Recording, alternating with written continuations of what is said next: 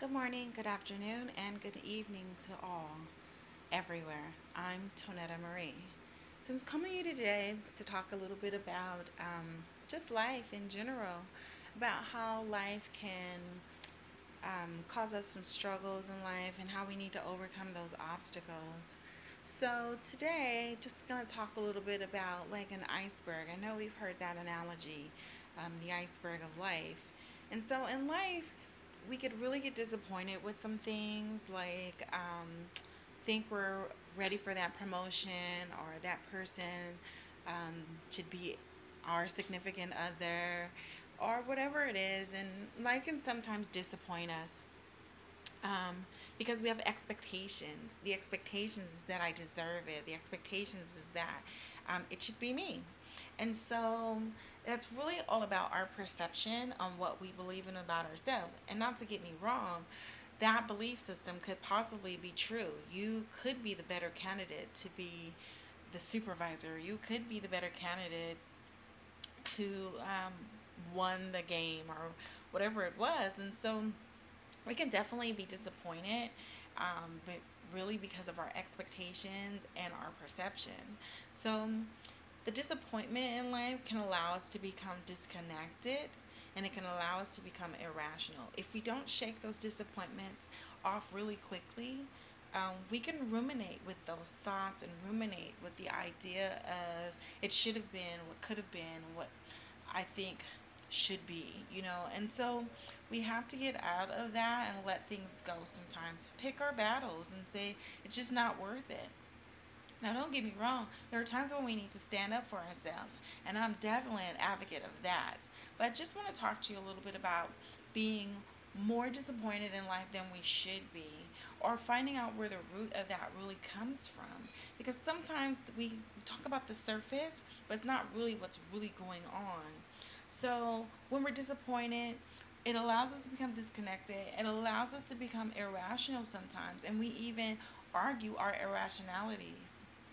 See, after when it gets to that point, people see us as angry and miserable and depressed, and sometimes just flat out mean and bitchy, right?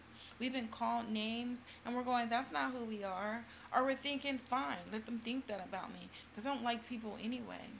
But we have to change our demeanor. It just means that our spirits have been bruised, our spirits have been broken, our very essence of who we are have been broken because we weren't raised to be angry. We weren't raised to be miserable, and we definitely don't strive to be depressed and mean. Um, so let's talk a little bit about it. It's almost as though um, we're walking through life in water, and we like the water, and it feels good on our toes, and it feels good on our bodies, and it's only going up to our waist, so it's controllable. And so we started to think, hey, life should be this way. And we have a certain expectation since we've been rolling through the water for a while. We can see that, the sand feels good on my feet, or whatever um, your floor is. If it's sand, if it's gravel, if it's sand under the water, whatever it feels comfortable to you, you're like, man, this feels really, really good. And so what kind of happens is we do something that looks like this. Let's see if I can pull it up. I don't think I can. So I'm just going to turn it around. So it happens as, so we have our little iceberg here, right?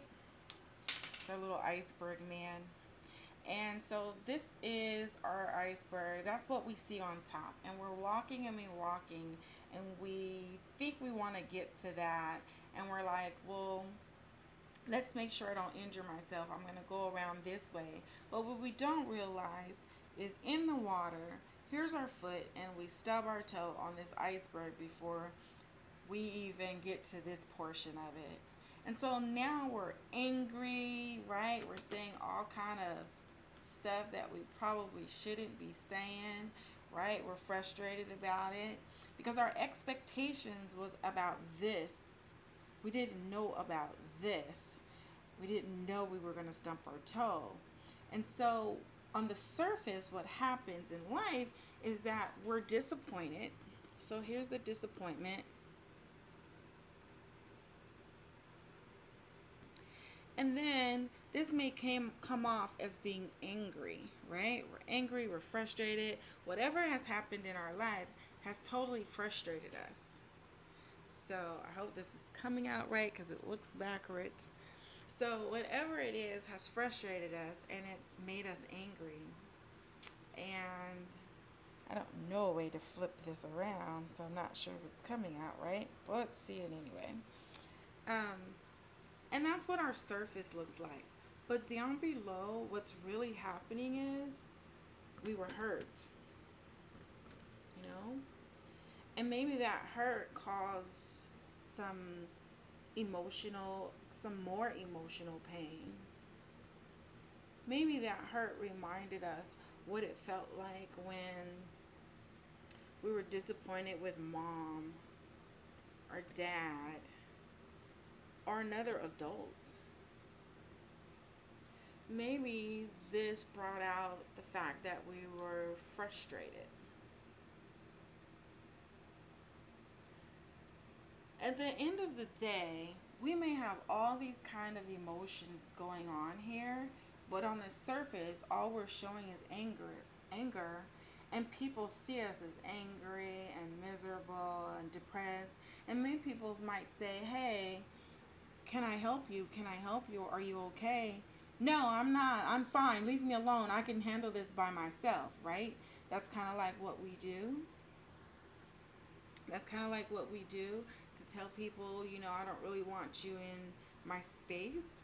So it comes off as though we're just mean and we're now disconnected from people.